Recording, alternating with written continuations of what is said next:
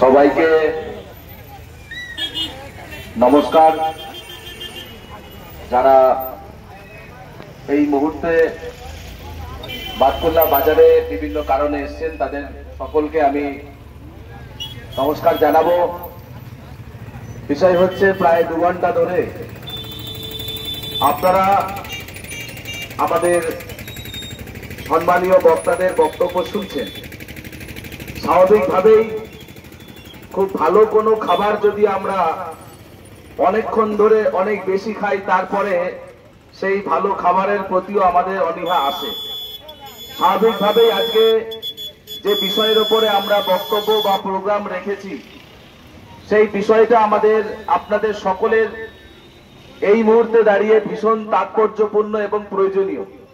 তারপরেও অনেকক্ষণ ধরে আমাদের বক্তারা বক্তব্য রেখেছেন, তাই হয়তো আপনাদের মনের মধ্যেও অভিব্যক্তি এসছে যে কতক্ষণ ধরে আর বিজেপির নেতারা তারা বক্তব্য রাখবে।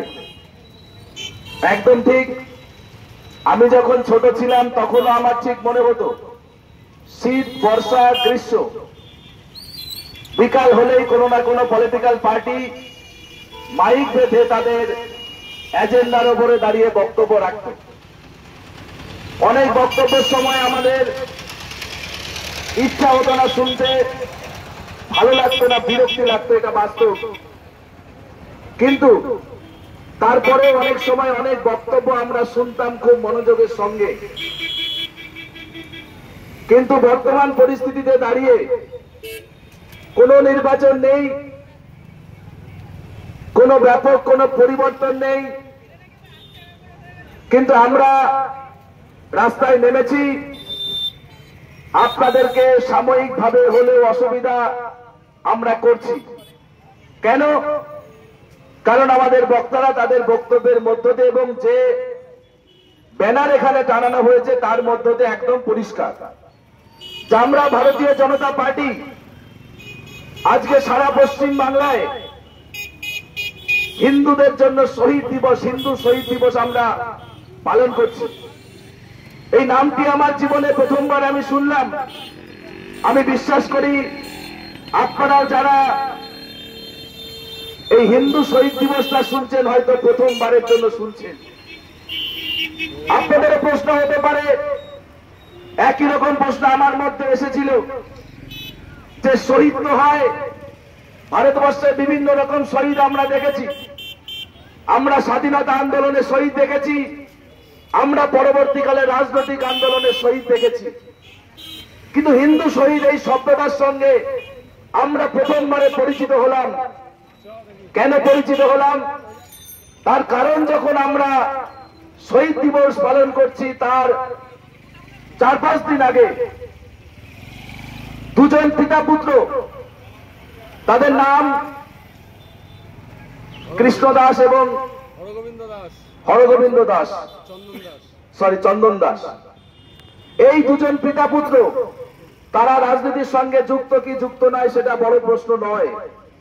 আপনার মতন যারা চায়ের দোকানে এখন চা খাচ্ছেন বা যারা নিজের পরিবারের প্রিয়জনকে নিয়ে মোটর সাইকেলে করে বিভিন্ন জায়গায় যাচ্ছেন বা অনেকে সাইকেল দাঁড় করিয়ে আমাদের বক্তব্য শুনছেন, তারা কেউ রাজনীতির সঙ্গে যুক্ত নাই, দরকার নেই রাজনীতির সঙ্গে যুক্ত হওয়ার।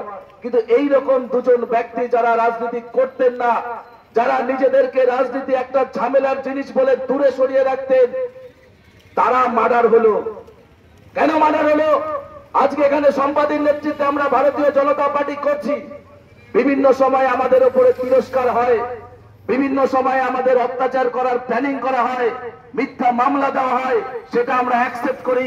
কারণ রাজনীতি করছি তৃণমূলের যে তাদের যে চুরির সাম্রাজ্য সেই ধ্বংস করার জন্য আমরা ব্রত হয়েছি। আমাদের উপরে করো, কিন্তু কি অপরাধ সেই বাপ বেটার বা পুত্র এবং সন্তানের?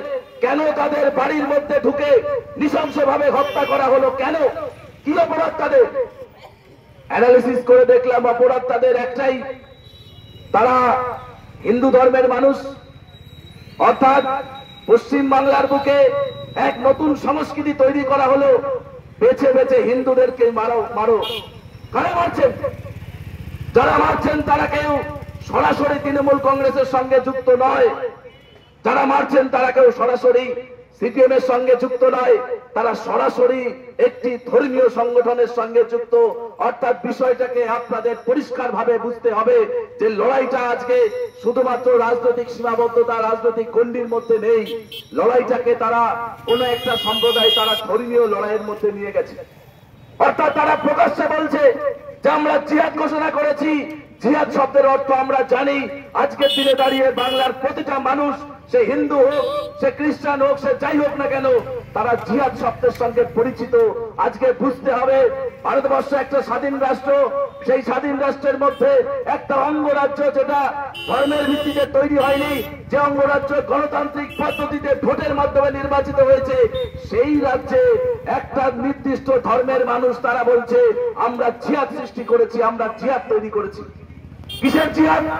তাদের জিহাদ একটাই, যেখানে যেখানে হিন্দুদের সংখ্যা কম আছে আজকে 2025 সেই সমস্ত জায়গায় তারা হিন্দু শূন্য করার জিহাদ ঘোষণা করেছে। অনেকে প্রশ্ন করছেন, অনেকে বলছেন যে ভারতীয় জনতা পার্টি একটা আইনকে সংশোধন করেছে, ওয়াকফ আইন। সেই বিষয়ে বক্তব্যের আগে আশিস বাবু বক্তব্য রেখেছেন, আমি সেই বিষয়ে বলবো না। কিন্তু একবার ভেবে দেখুন, সারা ভারতবর্ষে যেখানে যেখানে মুসলিম আছে তাদের মধ্যে কোনো না কোনো জায়গায় আন্দোলন হয়েছে, তারা রাস্তায় নেমেছে, তারা এই ওয়াকফ বিলের বিরোধিতা করেছে। আমরা দেখেছি, আমরা আজকে সোশ্যাল মিডিয়ার মাধ্যমে সারা বিশ্বের সমস্ত খবর দেখতে পাই। কিন্তু সারা পৃথিবীতে, সারা ভারতবর্ষে কোন রাজ্য, কোন জেলা, কোন জায়গা দেখাতে পারবেন না যেখানে ওয়াকফ বিলের বিরোধিতার নামে রাস্তা দিয়ে যাচ্ছে শত শত নয় হাজার হাজার একটা নির্দিষ্ট ধর্মের মানুষ। তারা যাওয়ার সময় বেছে বেছে হিন্দুদের দোকান জ্বালিয়ে দিচ্ছে, তারা হিন্দুদের বাড়ি ভাঙচুর করছে, তারা লুটপাট করছে, এবং তারা যে সমস্ত ভাষার প্রয়োগ করেছে আমরা সোশ্যাল মিডিয়ায় সেই ভাষা শুনেছি। মাইকের মধ্য দিয়ে আমরা বলতে পারবো না, তার কারণ আমরা হিন্দু ধর্মের মানুষ। আমাদের ধর্ম এই শিক্ষা দেয় না অন্য ধর্মের মানুষ সম্পর্কে এই ধরনের বাজে মন্তব্য করা, অসভ্য ভাষায় মন্তব্য করা। এটা আমাদেরকে কৃষ্টি কালচার শেখায়নি আমাদের ধর্ম। তাই যারা মনে করছেন এটা ওয়াকফের বিরুদ্ধে একটা আন্দোলন চলছে, তাদের কাছে বলবো এই জায়গা থেকে আপনার এই ভুল চিন্তা ভাবনা থেকে সরে আসুন। এটা ওয়াকফের বিরুদ্ধে আন্দোলন নয়। এই ওয়াকফ নামকে কেন্দ্র করে দীর্ঘদিন ধরে যে পরিকল্পনা চলছে, বাংলার মানচিত্র থেকে মালদা এবং মুর্শিদাবাদ আলাদা একটা তাদের পছন্দ মতন একটা জায়গা তৈরি করা। কাদের কথা বলছি আপনারা বুঝতে পারছেন। পরিস্থিতি তারা তৈরি করে রেখেছিল, সেটআপ তারা তৈরি করে রেখেছিল। আজকে তাদের কাছে দরকার ছিল একটা মাত্র সুযোগ, আর ওয়াকফ তাদেরকে সেই সুযোগটা দিয়েছে। আপনারা দেখুন, যারা ভিডিও দেখেছেন, কাদেরকে রাস্তায় নামানো হয়েছে। কারোর বয়স 13 বছর, কারোর বয়স 14 বছর। তাকে আপনি 2 কত হয় এই ছোট্ট গুণটা ধরবেন, সেই গুণটা সে জানে না। তাকে বাংলা সাহিত্যের কোন একটা ঘটনা বলবেন, সে জানে না। তাদেরকে ভারতবর্ষের স্বাধীনতা দিবস কবে হয়েছে বলতে পারবে না। 26শে জানুয়ারি কেন আমরা উদযাপন করি বলতে পারবে না। আজকে তারা বলছে আমরা ওয়াকফের বিরোধিতা করব। আমি দায়িত্ব নিয়ে মাইকের মাধ্যমে বলছি, যদি কোনো মুসলিম ভাই আমার বক্তব্য থাকে, বক্তব্য শুনে থাকেন, বা তৃণমূল কংগ্রেসের কোন নেতা যারা আপনাকে গিয়ে বোঝাবে ওয়াকফের কথা, তাদেরকে একবার বলবেন যে ভাই তুমি তো এত ওয়াকফ নিয়ে কথা বলছো, ওই ইংরাজিতে লেখা যে ওয়াকফ সংশোধনী আইন 2025 যেটা লেখা হয়েছে তার বাংলা অনুবাদ করে শোনাও। আমি দায়িত্ব নিয়ে বলে যাচ্ছি, 100 জনের মধ্যে 99 জন যদি পারে, আমি এখানে এসে কান ধরে উঠবাস করব, তারা কেউ বলতে পারবে না ওয়াকফ সংশোধনী আইন 2025টা কি আছে। অর্থাৎ ইচ্ছাকৃত ভাবে তারা ভাবছেন বাতকুল্লায় বসে যে আমরা তো এখানে তো আমরা এই ধরনের তাণ্ডব দেখিনি। মনে রাখবেন বন্ধু, আমরা বাতকুল্লায় বসে হয়তো ভাবছি এখানে এই ধরনের তাণ্ডব দেখিনি, কিন্তু বাতকুল্লাকে কেন্দ্র করে চারিদিকে একটা বাতাবরণ কিন্তু ইতিমধ্যে তৈরি করা হয়েছে। তারা সুযোগ খুঁজছে যে আমাদের মধ্যে এই বাতকুল্লার মধ্যে যদি রাজনৈতিক কারণে, ভোট ব্যাংকের কারণে কোন নেতার যদি তারা সুশ্রুরি একবার পেয়ে যায়, দেখবেন বাতকুল্লা বাজারেও হাজার হাজার এইরকম ওয়াকফ বিরোধী আন্দোলন তারা করবে। যাওয়ার সময় চায়ের দোকান লুট করবে, যাওয়ার সময় জামা কাপড়ের দোকান লুট করবে, যাওয়ার সময় শপিং মল লুট করবে, যাওয়ার সময় মন্দির ভাঙচুর করবে, যাওয়ার সময় হিন্দু সম্পত্তিকে তারা ধ্বংস করে যাবে। এটাই তাদের পরিকল্পনা। এই পরিকল্পনার জায়গায় আপনাদের সকলকে বুঝতে হবে আজকে রাজনীতি করতে আসেনি, আজকে আপনাদের বলতে আসেনি ভারতীয় জনতা পার্টি করুন, যে যে পার্টি করুন আপনাদের ব্যক্তিগত বিষয়, কিন্তু আজকে পশ্চিম বাংলায় যে কোনো বাঙালি হিন্দুর কাছে আমাদের অস্তিত্ব রক্ষার লড়াই। আজকে রাজনৈতিক কারণে হয়তো আমরা ভারতীয় জনতা পার্টি করি, আপনাদের মনে হতে পারে ওরা বিজেপি করে, ওরা তো হিন্দুর কথা বলবেই, কিন্তু বন্ধু মনে রাখতে হবে সারা পশ্চিম বাংলায় যত জায়গাতে হিন্দুর বাড়িতে আক্রমণ হয়েছে একবারও তারা কিন্তু গিয়ে জিজ্ঞাসা করেনি তুমি বিজেপি করো না তুমি তৃণমূল কংগ্রেস না তুমি সিপিএম করো।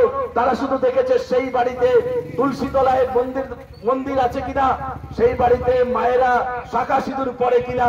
যখনই দেখেছে সে তৃণমূল কংগ্রেস করুক না কেন তার বাড়িতে আক্রমণ করা হয়েছে। ফলে আমাদের আর ঘুমানোর সময় নেই। তাই এলাকাবাসীর কাছে বলবো, অনেক বক্তব্য চললো, আগামী দিনে নিশ্চয়ই আপনাদের মাঝে আরো অনেক বক্তব্য রাখবো, কিন্তু এই জায়গাতে আমাদের সকলকে বুঝতে হবে যে একটা বৃহত্তর ষড়যন্ত্র চলছে বাঙালি হিন্দুদেরকে আরেকবার ডিসপ্লেস করার জন্য। এই বাঙালি হিন্দুরা একটা সময় পশ্চিমবঙ্গে তখন স্বাধীন হয়নি ভারতবর্ষ, সেই সময় রাজনৈতিক কারণে বাঙালি হিন্দুরা দুই ভাগে বিভক্ত হয়ে গেছিল। কেউ বুঝতে পারেনি, সকালবেলায় ঘুম থেকে উঠে কেউ দেখছে আমি ভারতবর্ষের মধ্যে, কেউ রয়ে গেছে বাংলাদেশে। পরবর্তীকালে যারা বাংলাদেশে চলে গেছিল তাদের কি পরিণতি আজকে আমরা সবাই জানি। ঠিক একই রকম কায়দায় দেখুন যেখানে যেখানে এই ধরনের ঘটনা ঘটেছে প্রত্যেকটা জায়গাতে ওই বাংলাদেশের কায়দায় একই প্যাটার্নে হিন্দু শূন্য করার পদ্ধতি চলছে। তাই মনে রাখতে হবে, আমরা রাজনৈতিক কারণে আপনাদের সামনে চিৎকার করিনি। এই কৃষ্ণগঞ্জ বিধানসভায় ভারতীয় জনতা পার্টি দুর্দান্ত শক্তিশালী জায়গায় রয়েছে।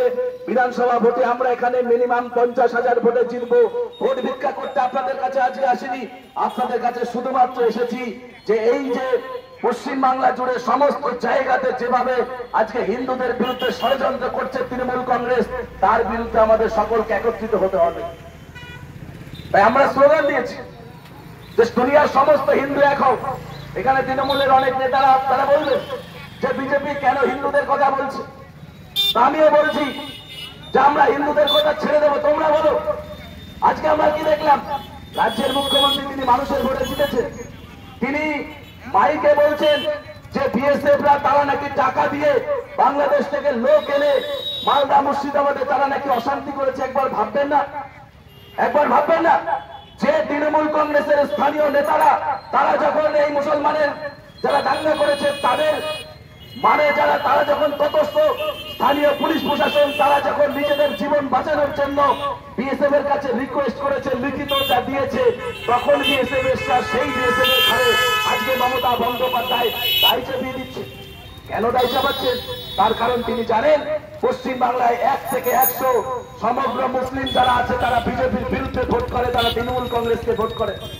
অর্থাৎ আজকে মমতা বন্দ্যোপাধ্যায় যে কটা কথা বলেছেন তার সঙ্গে তার হিন্দু কোনো সেন্টিমেন্ট নেই, তার সাথে হিন্দু সেন্টিমেন্টের কোনো সম্পর্ক নেই।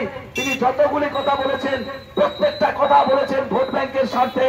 তিনি তার মুখ দিয়ে আমরা একবারও শুনলাম না কেন এই ধরনের ধর্মের নামে তারা রাস্তায় নেমে তাণ্ডব করলো, কেন বেছে বেছে হিন্দু বাড়িতে ভাঙচুর করলো। তিনি সেটা নিয়ে একবারের জন্য কথা বলতে পারেননি। তার কারণ তিনি জানেন একবার যদি মুসলিম ভোট তার হাতছাড়া হয়ে যায় তাহলে ভারতীয় জনতা পার্টিকে আটকানোর মতন পরিস্থিতি কেউ নেই। আর যদি একবার বিজেপি ক্ষমতায় চলে আসে তাহলে পিসি ভাইপোর যে জেল যাত্রা অনিবার্য সেটা তিনি দায়িত্বের সঙ্গে তিনি বোঝেন। তাই তো আজকে দেখলাম যে তিনি ইমামদেরকে ডাকলেন। খারাপ লাগলো, আক্রান্ত করা হয়েছে যারা পশ্চিমবাংলায় 70% তারা আক্রান্ত হয়েছে, 30% দ্বারা ডাকা হলো কাদেরকে? ওই 30%-এর প্রতিনিধি। অর্থাৎ তিনি স্বীকারই করে নিলেন এক প্রকার। আজকে অনেকে খুশি হয়েছেন তৃণমূলের নেতারা। আমি তাদের কাছে বলতে চাই মমতা বন্দ্যোপাধ্যায় ইমামদের থেকে তিনি পরিষ্কার ভাবে বুঝিয়ে দিলেন যে এই যে গন্ডগোল যে অশান্তি হয়েছে তার জন্য 100% এরাই দায়ী, তাহলে তাদেরকে ডাকার কোনো প্রশ্ন ছিল না। সেখানে হিন্দু যারা আক্রান্ত হয়েছে তাদের পরিবারের কাউকে ডাকা উচিত ছিল, যাদের বাড়ি জ্বালিয়ে দেওয়া হয়েছে, যাদের দোকানপাট লুট করা হয়েছে তাদের প্রতিনিধিকে ডাকা উচিত ছিল। তিনি সেটা করেননি। তিনি বলে দিলেন যে মারা গেছে তাকে 10 লক্ষ টাকা দেব। একবার ভাবুন, কালকে আপনার বাড়িতে ঢুকে যাবে, আপনার মেয়েকে তুলে নিয়ে যাবে, পাশবিক অত্যাচার করবে, সেই মেয়ে ডেড বডি পাওয়া যাবে।